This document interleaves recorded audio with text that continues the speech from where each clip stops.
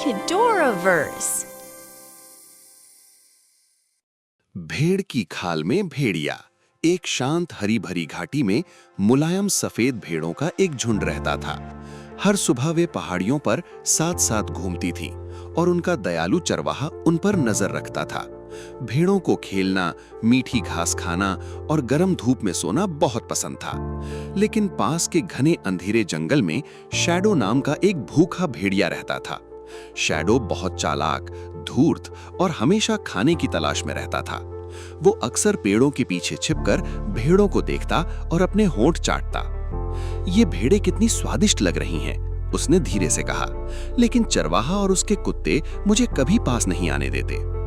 एक तेज हवा वाली शाम शैडो एक पुराने खेत के पास घूम रहा था। लकड़ी की बाड़ के पीछे उसे कुछ अजीब दिखाई दिया। एक मुलायम भेड़ की ऊन का कोट रस्सी पर टंगा हुआ था। भेड़िए की सुनहरी आंखें चमक उठीं। अगर मैं भेड़ जैसा कपड़ा पहन लूं, तो मैं आसानी से झुंड में घुस जाऊंगा और किसी को पता नहीं चलेगा।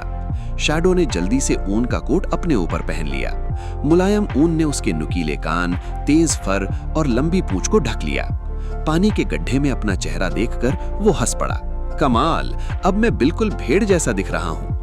अगली सुबह भेड़ें मैदान के पास इकट्ठा हुईं। शैडो धीरे धीरे उनकी तरफ बढ़ा और घास चबाने का नाटक करने लगा।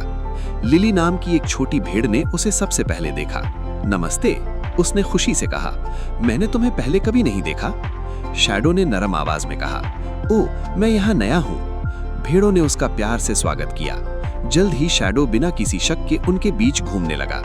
वो इधर उधर देखता हुआ मन ही मन मुस्कुरा रहा था। ये तो मेरी सोच से भी आसान है, उसने धीरे से कहा। पूरा दिन शैडो झुंड के अंदर छिपा रहा। वो सही मौके का इंतजार कर रहा था कि किसी भेड़ को पकड़ सके, लेकिन चरवाहा हमेशा अपने वफादार कुत्तों के साथ पास ही रहता था। सूरज ढलते ही चरवाहा भेड़ों को रात के लिए बाड़े में ले गया। शैडो भी उनके पीछे पीछे अंदर चला गया। यही सही मौका है, उसने उत्साह से सोचा। जब सब सो जाएंगे तब मैं दावत उड़ाऊंगा। रात में चांद आसमान में चमक रहा था। सारी भेड़ें शांति से सो रही थी, जबकि शैडो धीरे धीरे बाड़े में घूम रहा था। अंधेरे में उसके नुकीले दांत चमक रहे थे। जैसे ही वो हमला करने वाला था, तभी चरवाहा हाथ में लालटेन लेकर अंदर आया। मुझे कल बाजार के लिए एक भेड़ चाहिए, चरवाहे ने कहा। शैडो डर से जम गया। हल्की रोशनी में चरवाहे की नजर सबसे बड़ी भेड़ पर पड़ी, जो असल में भेड़ के भेष में शैडो था। ये वाली बिल्कुल सही है, चरवाहे ने कहा। शैडो भाग पाता उससे पहले ही चरवाहे ने उसे मजबूती से पकड़ लिया। तभी नकली ऊन फिसल गई और उसके नीचे छिपा डरा हुआ भेड़िया दिखाई देने लगा। चरवाहा चौंक पड़ा। अरे, ये तो भेड़िया है। कुत्ते जोर जोर से भौंकने लगे और उसकी तरफ दौड़ पड़े। शैडो घबरा गया और तेजी से बाड़े से बाहर भागा। डर के मारे भेड़ें भी जाग गईं। उसे पकड़ो, चरवाहा चिल्लाया। शैडो पहाड़ियों, जंगलों और खेतों को पार करता हुआ बहुत दूर भाग गया। भागते वक्त उसकी नकली भेड़ की खाल झाड़ियों में फट गई और हवा में उड़ गई। थक कर वो आखिर एक नदी के किनारे रुक गया और उसने दुखी होकर कहा, मैं तो हमेशा के लिए पकड़ा ही जाता। मेरी चालाकी ने मुझे ही मुसीबत में डाल दिया।